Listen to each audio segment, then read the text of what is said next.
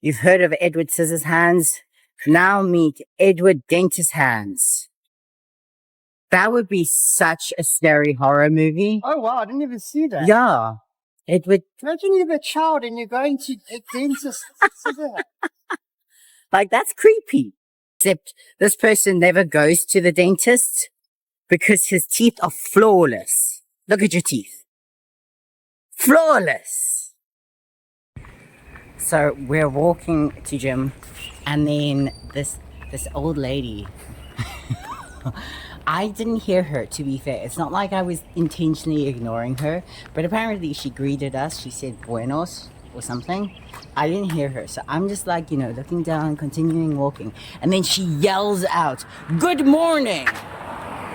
So clearly she realized we're So they were like, morning. good morning. I felt like I'd been chastised. In Panama, the greeting is mostly buena, whereas in Nicaragua, everyone said hola.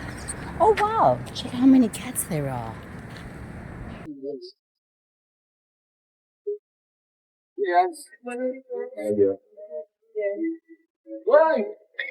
I don't know what form of gambling that was, but that is everywhere. So you walk into any supermarket, and outside of the supermarket, there are guys set up at every single supermarket and shop and passerby, and they're selling those tickets with odds.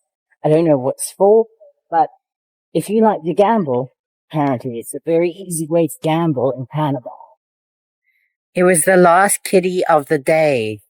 He just got the leftovers. Pawpaw trees everywhere, like everywhere. And some of them are so tall, I wonder, and this is just like my random brain thinking, like when they're so tall and pawpaws are squishy, so when they fall, they're just going to splatter. So how does that happen? How do you prevent that? Because it's not like you can easily get up them.